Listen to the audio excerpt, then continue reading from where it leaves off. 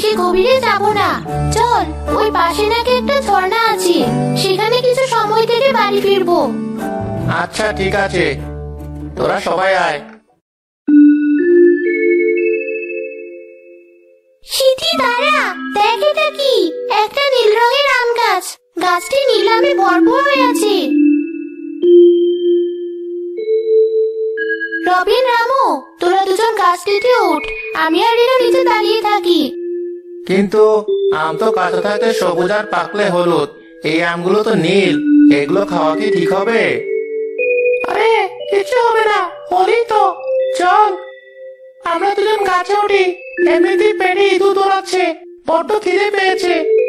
চুপ থাক পেটুক, তোর তো সারাদিন খাই খাই। ওঠ গাছে।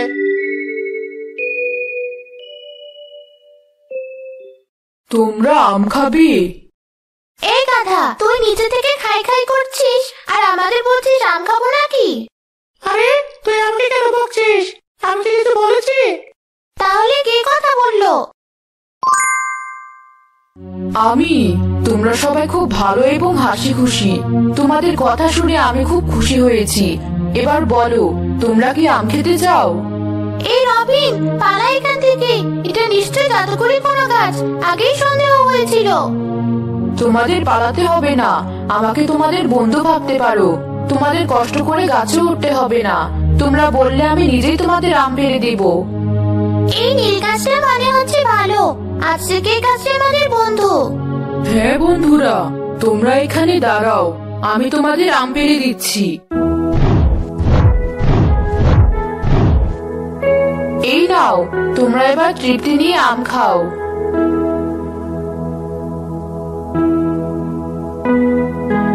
বাহ, তোমার কাছে ফল খেতে তো ভারী মজা। আমরা রোজ তোমার কাছে আম খেতে আসবো। হ্যাঁ হ্যাঁ, নিশ্চয়ই। এত বছর ধরে এই জঙ্গলে আমি একা বোবা হয়ে আছি। তোমাদের সাথে যদি রোজ গল্প করতে পারি তবে তো আমি খুব খুশি হব। হ্যাঁ বন্ধু, আমরা রোজ আসবো। সিথি, রেনু, রামু, চল, বেলা যে পড়তে গেল, মাছ খুব বকবে। তারা গাছের কাছ থেকে বিদায় নিয়ে বাড়ি ফিরে এলো।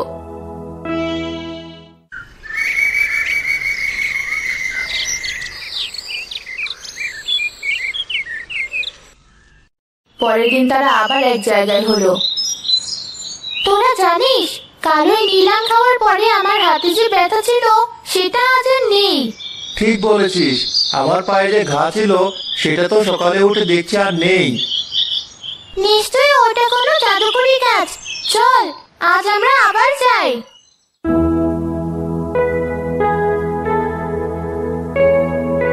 গাছ বন্ধু, তোমাকে একটা কথা জিজ্ঞাসা করি?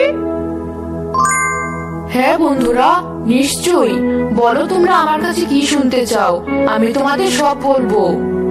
আমরা জানতে চাই তোমার মাঝে এমন কি শক্তি আছে, কাল তোমার গাছের ফল খেয়ে আমরা রোগমুক্ত হয়েছি। হা হা হা হা, এটা জানতে চাও? তাহলে শোনো, আমার গাছে এক ধরনের বিশেষ শক্তি আছে, যার কারণে আমার এই গাছের ফল যদি কোনো অসুস্থ মানুষ খায় তবে সে রোগ মুক্ত হবে।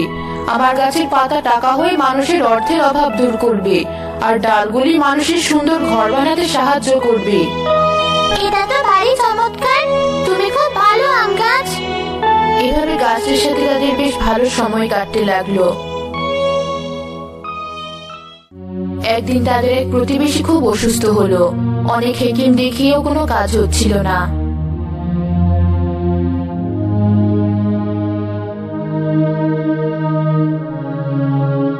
তোরা কি জানিস, মোনার মা খুব অসুস্থ, অনেক হেকিম দেখিয়েও কোনো কাজ হচ্ছে না, তার বাচ্চারা সবাই ছেড়ে দিয়েছে। আহারে, মনা তো এখনো অনেক ছোট, মা মারা গেলে তো ওর অনেক কষ্ট হবে। আমাদের তো কাজ বন্ধ আছে, চল আমরা বন্ধুর কাছে গিয়ে বলি, নিশ্চয়ই সে কোনো সাহায্য করবে।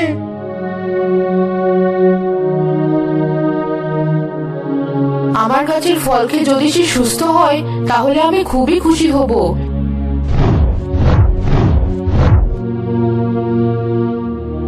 এই 3টি আম নাও, তাকে 3 দিন খেতে বলো, দেখবে সে আগের মতো সুস্থ হয়ে গেছে।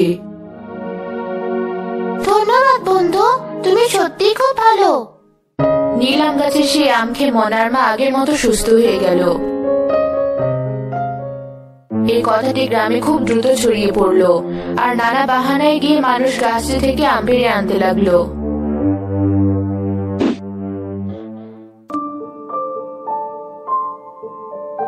মানুষ জাতি খুব লোভী, এরা তো দিন শেষে আমার গাছের ফল পেড়ে আমাকে নিঃশেষ করে দিবে। এদিকে অনেক দিন হলো আমার 4 জন বন্ধু আমার কাছে আসে না। গাছের গোড়ায় একদল পিঁপড়া থাকতো। তাদের কথা ভেবে আর লাভ নেই, তারা হয়তো তোমাকে ভুলে গেছে। না না, তারা কেন আমাকে ভুলবে? বন্ধু কি কখনো বন্ধুকে ভুলতে পারে? নিশ্চয় তারা আমার কাছে আসবে। অপেক্ষা করে দেখো তারা আসে কিনা। মানুষ যদি বুঝতে পারে যে তোমার ভিতরে একটা শক্তি আছে, দেখো কয়েকদিনের ভেতরে তুমি নিজেই বাঁচো কিনা। আমার বিপদের দিনে তুমি আমাকে নিয়ে রহস্য করছো? ভুলে যেও না, তোমারও বাস কিন্তু আমারই গাছের গোড়ায়। আমি সবারই উপকার করি, কিন্তু দিন শেষে সবাই আমাকে ভুলে যায়।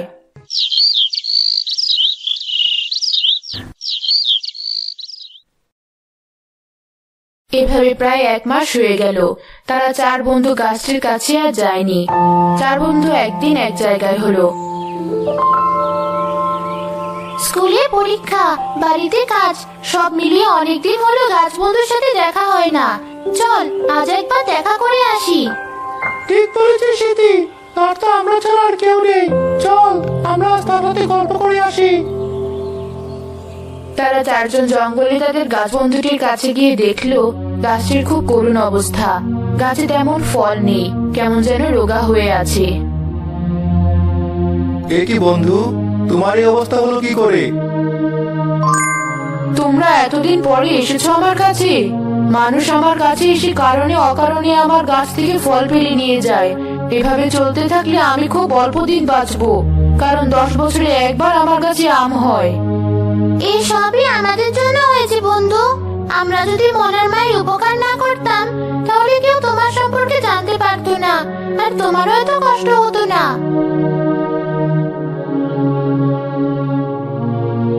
রাকেশ, তোমার ডালে যে ঘর হয় আর পাতা দিয়ে টাকা হয় এ কথা কাউকে বলিনি, না হলে তো তোমাকে সবাই মেরে ফেলতো। রামু ঠিক কথা বলেছি। এখন থেকে রোজ আমরা তোমার সাথে দেখা করতে আসবো, তোমাকে আর কষ্ট পেতে দিব না।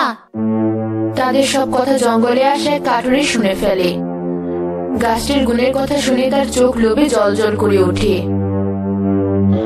এত বছর ধরে এই জঙ্গলে কাঠ কাটে, কখনো তো জানলাম না এই গাছটির ভেতরে এত শক্তি। আর এই পুষকে বাচ্চারা এত কিছু জানে। আমাকে এবার ধনী হতেই হবে। এবার আমি দুনিয়ার সব থেকে ধনী হয়ে যাব।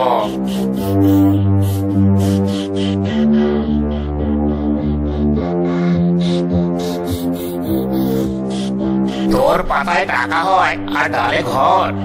আজ তোর থেকে অল্প কিছু পাতা ও ডাল নেব, কাল এসে তোকে পুরোটাই কেটে বাড়ি নিয়ে যাব। দয়া করে আমাকে কেটো না, আমার থেকে পাতা ডাল নাও, তবে আমাকে বাঁচতে দাও। কাল তো ওই পিচ্চি বন্ধুগুলো আসার আগেই তোকে এখান থেকে নিয়ে যাব। কাঠুরে গাছ থেকে একটা পাতা ছেঁড়ার সাথে সাথে সেটা একটা বড় টাকার নোট হয়ে গেল। বাহ, কি চমৎকার! 1000 টাকার নোট। এবার তো আমি কোটি টাকার মালিক হয়ে যাব। একটা ডাল কেটে বাইরে গিয়ে দেখি কেমন ঘর তৈরি হয়। কাঠুরে আম গাছ থেকে একটা ডাল কেটে বাড়িতে নিয়ে রাখতেই কাঠুরের ভাঙা ঘরের জায়গায় কাঠের তৈরি একটা সুন্দর ঘর তৈরি হয়ে গেল।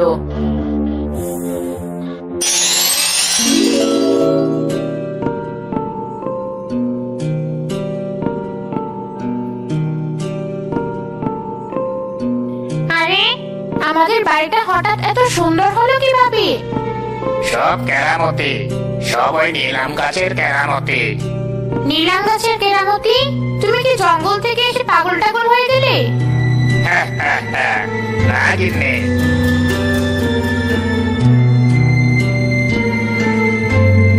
কি বলছো? আমার যে আর দেরি সহ্য হচ্ছে না। এক টুকরো নীল কাঠটা আমরা অনেক টাকায় বিক্রি করতে পারবো, আর থাকলো পাতার টাকা। হ্যাঁ গিন্নি, কেউ কিছু জানার আগে কাল ভোরে আমরা গাছটি কেটে বাড়ি নিয়ে আসবো।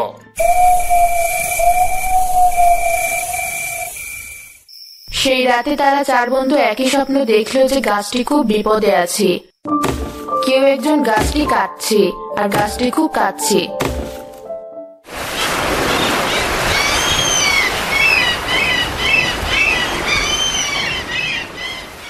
পরের দিন ভোরে রবিন তাদের তিনজনকে ডেকে পুকুর পাড়ে আনলো। কাল আমি স্বপ্ন দেখেছি আমাদের গাছ বন্ধুকে কে জানি কেটে নিয়ে যাচ্ছে, আর সে খুব কাঁদছে। কি বলছিস রবিন? কাল তো আমিও স্বপ্নটি দেখেছি। আমিও তো একই স্বপ্ন দেখেছি। তাহলে আমরা সবাই যখন একই স্বপ্ন দেখেছি, তখন নিশ্চয়ই গাছটি কোনো বিপদে পড়েছে। আমাদের এখনই গাছটির কাছে যাওয়া উচিত। হ্যাঁ, আমাদের বন্ধুকে যে করে হোক আমাদের বাঁচাতেই হবে।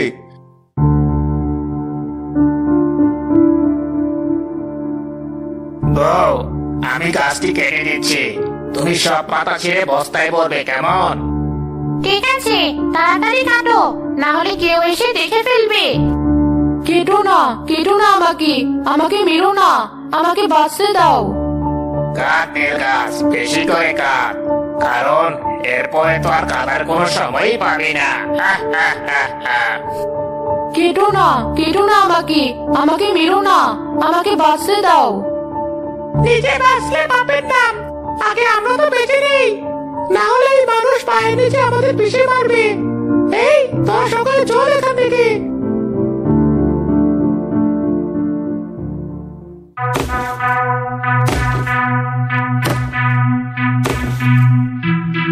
এ কি করছো তোমরা? একটা কথা বলা জীবন্ত গাছকে তোমরা মারতে এসেছো? সরো এখান থেকে বলছি, সরো। এই দাঁড়া, তোরা এখান থেকে যাবি নাকি কুড়ালের কোপ খাবি? রবিন, এরা সোজা কথায় যাবে না, তার চেয়ে আমরা আমাদের কাজটাই করি। এই বচকেরা, তোরা কি করবি? আমাদের কাজে বাধা দিস না, তাহলে এর ফল কিন্তু ভালো হবে না। দেরি কেন করছিস? তাড়াতাড়ি কর, শুভ কাজে দেরি করতে নেই। রামু তার হাতে থাকা কৌটাটার মুখ খুলে দিয়ে তারা গাছের আড়ালে গিয়ে পালালো।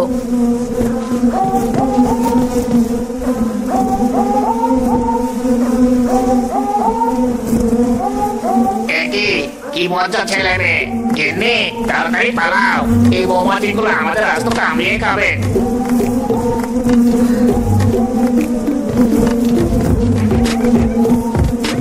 দাঁড়াও, আমি যে আর দৌড়াতে পারছি না, আমাকে তোমার সাথে নিয়ে চলো।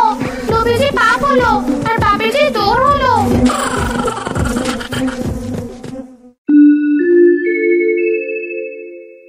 তোমরা অনেক ভালো বন্ধুরা, তোমাদের জন্য আজ আমি প্রাণে বেঁচে গেলাম।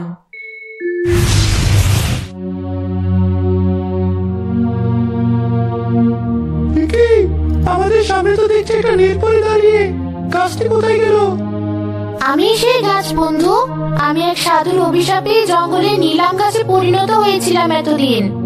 সাধু বলেছিল আমাকে যদি কেউ কাটতে আসে আর কেউ বন্ধুরূপে তার থেকে আমাকে বাঁচায়, তবে আমি আবার আমার পরিরূপে ফিরতে পারবো। পরি, আমার পরি দেখার খুব ইচ্ছে ছিল, আজ আমার ইচ্ছেটি পূরণ হলো।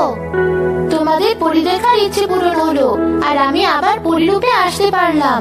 তোমাদের অনেক ধন্যবাদ বন্ধুরা। বন্ধুদের ধন্যবাদ দিতে হয় না, তুমি যে তোমার রূপে ফিরতে পেরেছো এতে আমরা অনেক খুশি হয়েছি। আমাকে এবার আমার রাজ্যে ফিরতে হবে। আমি প্রতিদিন ওই পুকুর পাড়ে এসে তোমাদের সাথে গল্প করব। এবার বিদায় বন্ধুরা। পরি তার বন্ধুদের কাছ থেকে বিদায় নিয়ে পরিরাজ্যে ফিরে গেল। তার চার বন্ধু পরীকে উপকার করে খুশি মনে বাড়ি ফিরে এলো।